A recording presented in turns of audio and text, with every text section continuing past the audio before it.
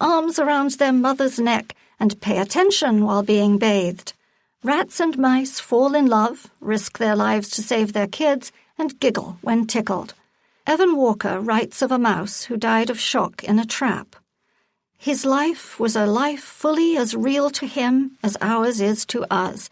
This creature, for all the irritation it may have brought as it scampered through closed closets or up some crevice in a wall, was as precious as you or I. He was not a machine that breaks and fails. He felt. His was consciousness, full and real and fragile and precious. This is Ingrid Newkirk with Peter, reminding us that it's easy to be kind, perhaps by not using glue traps.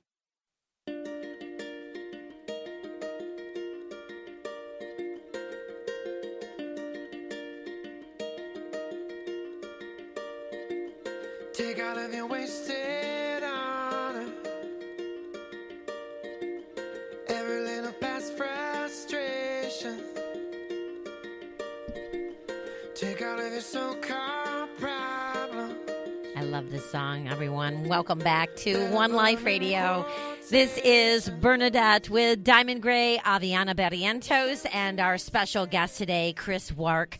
He is an author, speaker, and health coach. He was diagnosed with stage 3 colon cancer in 2003 at 26 years old. After surgery, he opted out of chemotherapy and used plant-based nutrition and natural non-toxic therapies to heal. He began sharing his story in 2010 with a mission to inspire people to take control of their health. Chris reaches millions of people per year through his social media and his website, chrisbeatcancer.com. His national best-selling book, Chris Beat Cancer, A Comprehensive Plan for Healing Naturally, is such an amazing book, and it's such a pleasure to have you on the show. Welcome to One Life Radio, Chris. Hi, glad to be with you. I love listen how happy you are. I love your chipperness.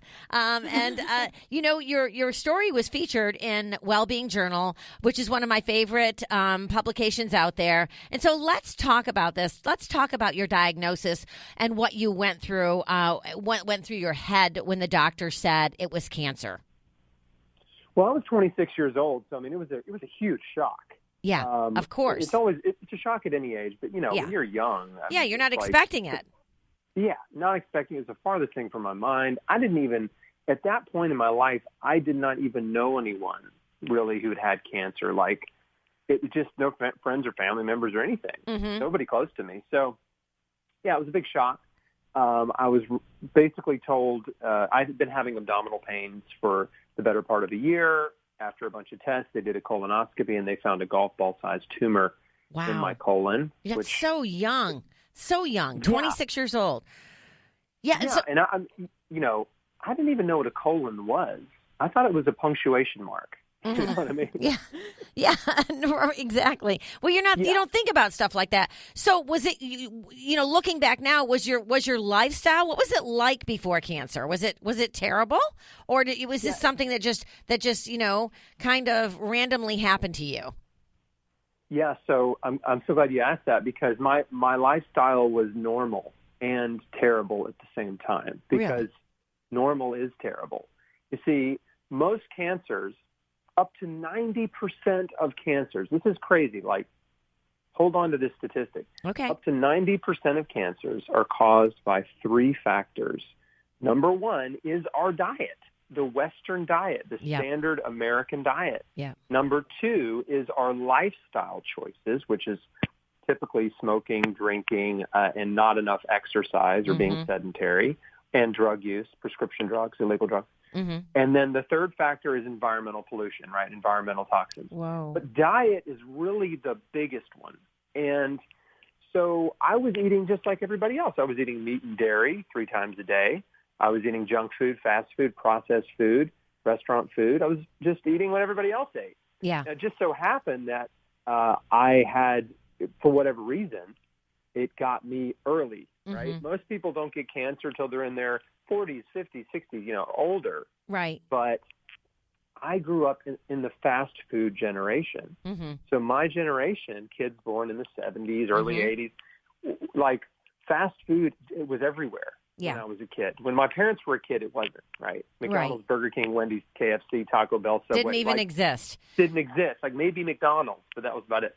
So, yeah, I mean, fast food, microwave food, processed food, I mean, it really just exploded in my generation. So there I was, 26, young adult colon cancer, which is super rare at the time, but now it's one of the fastest growing cancers, is young adult colon cancer, because colon cancer is a dietary cancer. It's caused by our diet, specifically too much animal protein. That's like processed meat and red meat.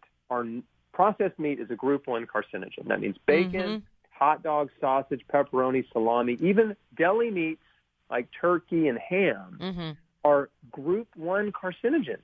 This is from the World Health Organization. So they cause cancer.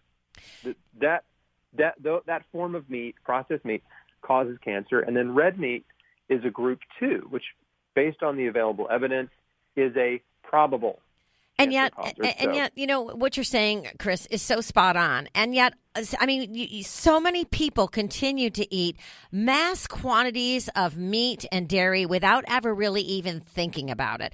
And, you know, they don't understand that it's not only how much they're eating, but the source in which it came from as well, and how toxic those animals are from what they've been fed and how they've been treated. Yeah, there's 2 factors at work when in terms of animal food. There's quality and quantity, okay? So we're eating very low quality animal protein, right? From factory farmed animals. I mean, it's terrible. It's very low quality. And we're eating high quantity, right? Right. 3 times a day, which our ancestors did not eat animals 3 times a day. They didn't. It was very difficult to catch and kill animals in the wild. If you raised animals, you're not killing one every day for food because you're going to run out. Right. So well, eating meat was really reserved for special occasions. Special occasions. I know growing up, we had it once a week on Sundays. The rest of the time, we ate salad and a lot of spaghetti. Actually, rigatoni was our family noodle, not spaghetti. But we ate a lot of pasta and a lot of fresh vegetables. Yes. And Italian bread and, and butter. But we didn't eat a lot of meat, and there definitely is a relationship to cancer and high meat consumption, and you cannot deny it. Right. It absolutely, there's a very strong connection. It's been scientifically validated. So, look, I didn't know any of this stuff. So I got this diagnosis, and I was living like everyone else, and they told me, look, we got to get you into surgery right away before this spreads and kills you. So I was like, okay, like whatever. And after surgery, they said, look, it's worse than we thought. You're stage 3C. You're going to need 9 to 12 months of chemotherapy. Whoa. And wow. so I was like, oh, man, like they had, before the surgery, they had thought, well, look, you had the surgery, you recover from surgery, go back to your normal life. Mm-hmm. And that's what I was expecting to do. And now it's like, oh, no, you're now a full-fledged cancer patient, chemo and all, like it's coming. Well, so what were your first steps after the diagnosis? What did you do? So there's 2 things that happened in the hospital. Well, the first meal that they served me after cutting out a third of my large intestine was a sloppy Joe. Oh, my gosh. Yeah. Wow. Yeah, like the worst, grossest cafeteria food that I thought, you only get at summer camp or the military, or maybe if you're in prison, you get a sloppy Joe. But no, hospitals are serving them to sick people. So they served me a sloppy Joe after cutting out a third of my large intestine. I'm like, wow. This is, like, gross. Like, why are they serving this terrible food to cancer patients?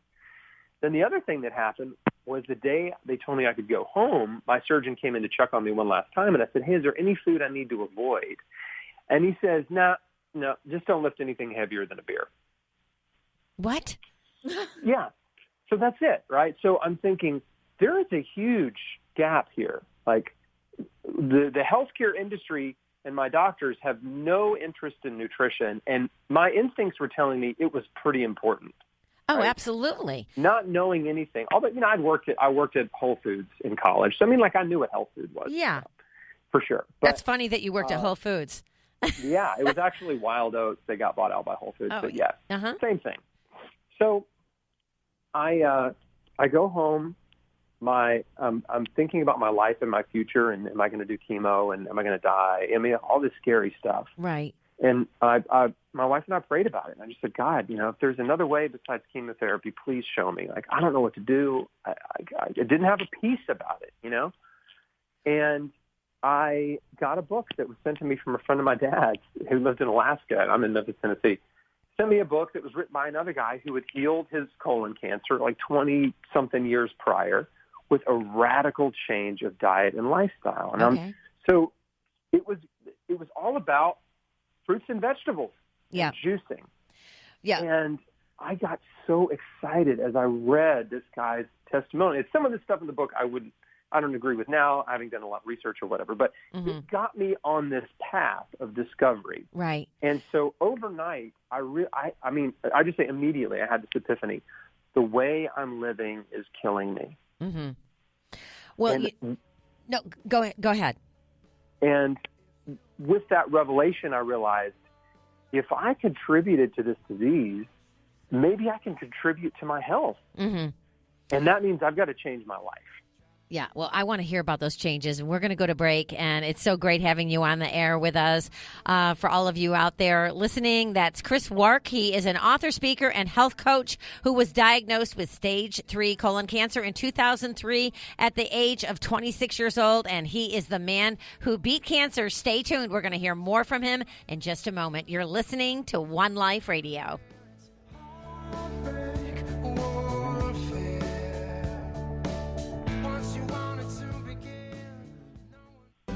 Wellbeing Journal is a remarkable bi-monthly health publication esteemed by intelligent readers worldwide. It's available in print or digital, single issues or subscription. Its focus is on living a happy, healthy life and preventing or healing illnesses naturally. Preventing or healing cancer, arthritis, cardiovascular conditions, and digestive issues, as well as nutritional solutions for optimal health, are regular subjects. Learn more at wellbeingjournal.com. Give your body some soul with Sun Warrior's new Soul Good protein bars. Sun Warrior is committed to making the best plant-based proteins and superfood supplements from the finest organic ingredients across the globe. Soul Good bars have an amazing profile. They have 17 to 19 grams of clean organic protein, very low sugar, and 16 to 17 grams of fiber. They're available in delicious flavors like Blueberry Blast, Coconut Cashew, Cinnamon Roll, and Salted Caramel. Check them out online at sunwarrior.com. That's sunwarrior.com. And give your adventure some soul. Hi, everyone. This is Bernadette. Do you know why I love Paleo Magazine? Paleo Magazine was founded with the purpose of providing readers with the information they need to live strong, vibrant, healthy lives. They are dedicated to partnering with leaders in the paleo community to spread the knowledge of ancestral health principles without the influence of big pharma or big agriculture. Paleo Magazine. Follow them on Facebook, Twitter, Pinterest, and Instagram, or visit them at paleomagonline.com. That's paleomagonline.com. Hey, this is Sean Wells of the International Society of Sports Nutrition. One Life Radio is proud to partner with the ISSN. The ISSN is the world's leading scientific organization dedicated to the science of supplements and sports nutrition. For their latest conferences and events, go to the ISSN.org. That's the ISSN.org.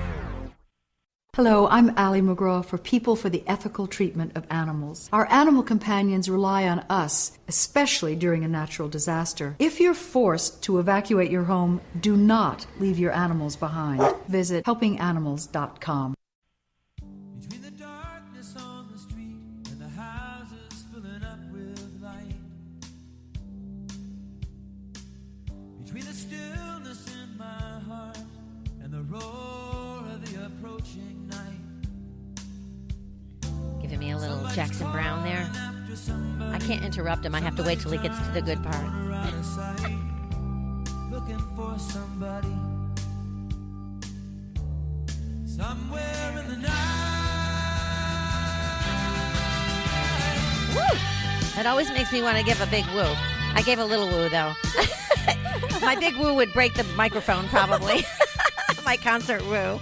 Everyone, welcome back to One Life Radio. Before we get back to Chris Wark, I want to let everyone know that you can go to our website, oneliferadio.com, to download and listen to our podcast or subscribe to our newsletter. You can also go to iHeartMedia.com to listen live or download the free iHeartRadio app and listen to us from anywhere in the world. A big shout out to our sponsors, great companies that care about you, that bring this programming to you. Great companies like Sun Warrior. You can get it at Vitamin Shop or put it in your smoothie at Smoothie King.